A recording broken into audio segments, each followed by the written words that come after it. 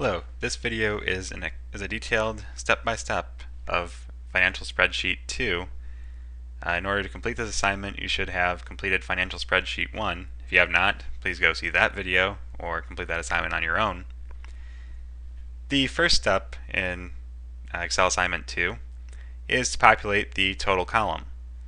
For the first cell, F3, since there's no amount up here, we can just go and set it equal to whatever is in cell E3.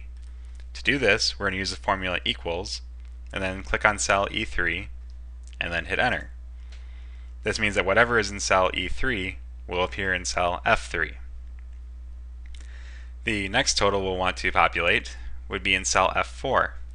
Now this one will be a little bit more complicated because we have to go and add whatever is in cell F3, the previous total, to whatever is in cell F4, our new amount. So to do this, we'll go and put in an equal sign, click on cell F3, and then we're going to go and add it to cell F4. So you just put equals F3 plus E4. When we hit enter, we'll now see that the total is equal to $842.19 minus $176.59. Now, continuing on, we could go and select, for cell F5, go equals F4 minus E5, but that'd be a little bit tedious, and we have a nice autofill feature, so we can just go and click on the little black dot in cell F4 and extend it all the way down to F7. As you'll see, our totals change because, for example, in cell F5, we're actually going and taking cell F4 minus cell E5. And that'll so $665.60 minus $72.63 gives us the $592.97.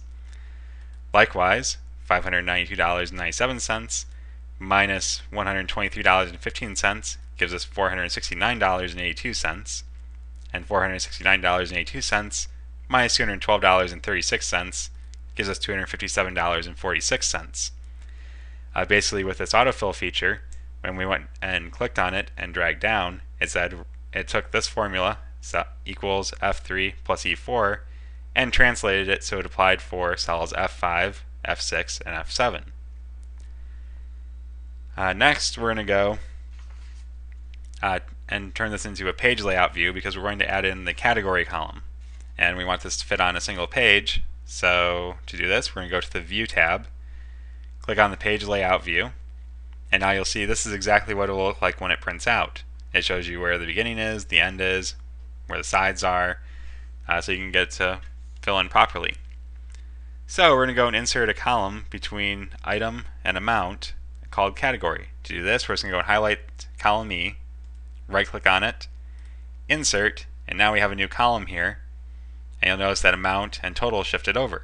But since total's on this next page, we're actually going to go and resize source a little bit, item a little bit, and category a little bit, just to go and get it to fit on one single page.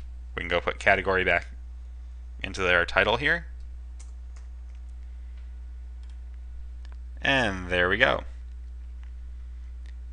Okay, next we're going to actually fill in this category column. So for wages, we'll consider that income. For groceries, we're just going to call that groceries. Electric bill would be utilities. Same with our cell phone bill, and groceries would be, once again, groceries. Okay, so it would be really nice if we could find out what we spent on groceries or what we spent on our utilities in each month. So to do this, we're going to put a nice summary down at the bottom of the page. In my case, the bottom of the page begins in cell E44 or in row 44.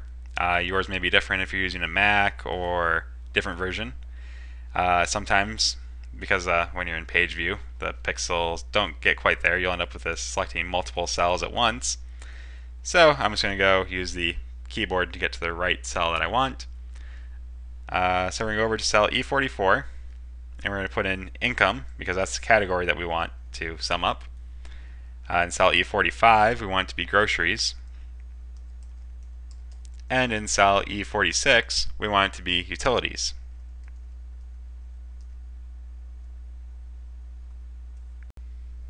Next, we're going to go and make our bottom three rows look more like summary rows. So we're going to go and highlight cells A44 through D44, and we're going to make them black by going to the Home tab and then clicking on the Fill bucket and going to black. We're also going to do this to cells F44 and F46, make them black as well. And then in cell G44, we're going to go and put in a formula that's going to go and add up all of our incomes and pop them in down here as a total. So to do this, we're going to use the equals Sumif formula, our function, and the first parameter of this is the range, and this will be the range that you're checking to see if our criteria appears in. So in this case, we'll be using our category column. So just go and highlight that, and you want to take it all the way down to where our summary begins, in this case E44. And next we have our criteria, which in this case is going to be the income. So we're just going to go and click on income here, put in another comma, and then we're going to put in our what to add together if the criteria is true. So we're just going to go and highlight column F, take it all the way down right to our summary row, and stop it there. Now, if we were to go and copy this function, or this formula, it wouldn't quite work properly. So let's just go and see what happens when we do this. If we paste it in, you'll see that our formula actually changes quite a bit, and it's not necessarily something we want. So let's just see what this did. So in our first copy, you'll see now that our range actually goes from here down to our first row, first row of the summary column, or summary section. We don't want this to happen, so we're actually going to go back and undo this. So undo, undo, and we're going to go and edit this formula a little bit. Basically, we're going to go put in dollar signs, which tells Excel to keep it the same when we're copying. So now we have $E3, a $E, $4. We're going to leave the E44 alone because that's our criteria, and we want that part to actually change. But then in our sum range, we want it to be $F3 and $F$43. So there is our formula up here. Now when we actually copy it, paste it down here, we can go and actually take a look at this formula. And you can see that it's keeping our range here and our sum range, so it's staying within the column that we want and stopping at our summary rows, but that the criteria actually changed. This happens for our third copy as well. Okay, so now we've got that completed. The next step is to actually go and make our totals go all the way down to our summary row. So we go and put that in there. Of course, this does look pretty bad, so we're actually going to go and change our formula a little bit, starting with G4. And we're actually going to use an if function in here so that we can go and check and see what value's in F4. If it's blank, then we'll just ignore it, but if it has a value in it, then we'll populate it. So using that, we're just going to go equals if, open parenthesis, and we want F4 to be our test. We're going to use a less than greater than to be a not equals to, and then we put in 2 quotation marks to signify a blank space. And then we put in a comma, and if it's not blank, we want it to equal G3 plus F4. But if it is blank, then we just want to leave it as a blank, so we'll put in 2 quotation marks and then close parenthesis. And you'll notice it didn't really change anything there, but if we go and we autofill that cell all the way down to our summary row,